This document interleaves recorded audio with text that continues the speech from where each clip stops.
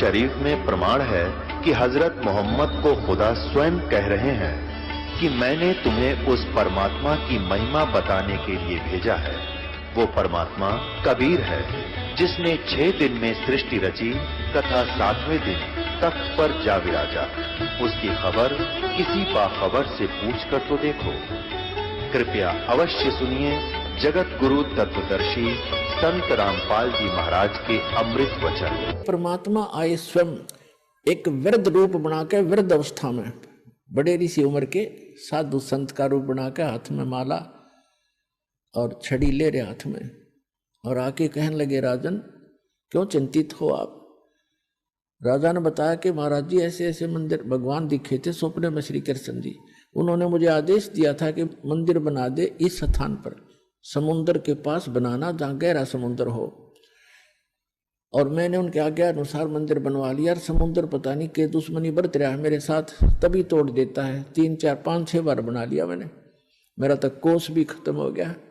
अब कैसे बनाऊं महात्मा। परमात्मा ने कहा कि मैं इस समुद्र को रोकूंगा, अब ये नहीं आएगा, तू मंदिर बनवा।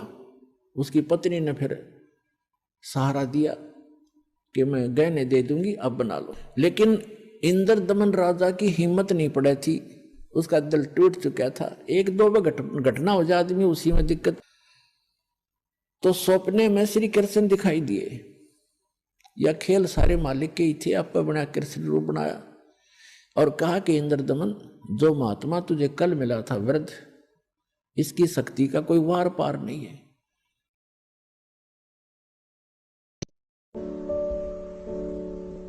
जिस दिन दास को ये अनमोल ज्ञान प्राप्त हुआ था,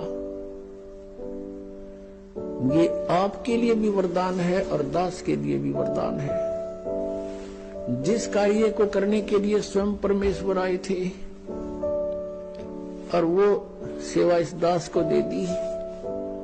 हे पुण्यात्माओं, आप भी उस मालिक के बच्चे हो।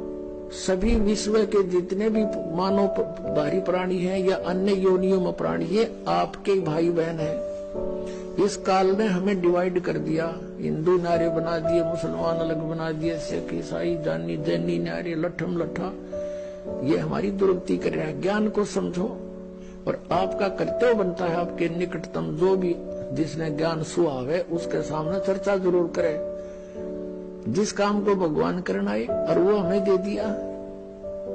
अब जिस कार्य को बाप करता था और वो बच्चों से कहे कि बेटा अब तुम भी सहयोग दो, तो उन बच्चों का कर्तव्य बनता है अपने पिता के उस काम में सिरदर्द की बाजी ला कर सहयोग दे।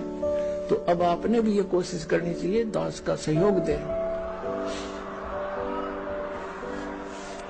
पहले जब भी हमारा ये सत्संग शुरू होता था साधना चैनल पे, और 10-20 फोन आ करते गाली देने वालों के, तुम क्या बकवास कर रहे हो, तुम ब्रह्मा विष्णु महेश के माता पिता बता रहे हो। ये भगत कहा करते जी ऐसे हो रहा, भी चलने दो, तुम बोलियो ना, भला बुरा सबका सह लो, आन दो टाइम।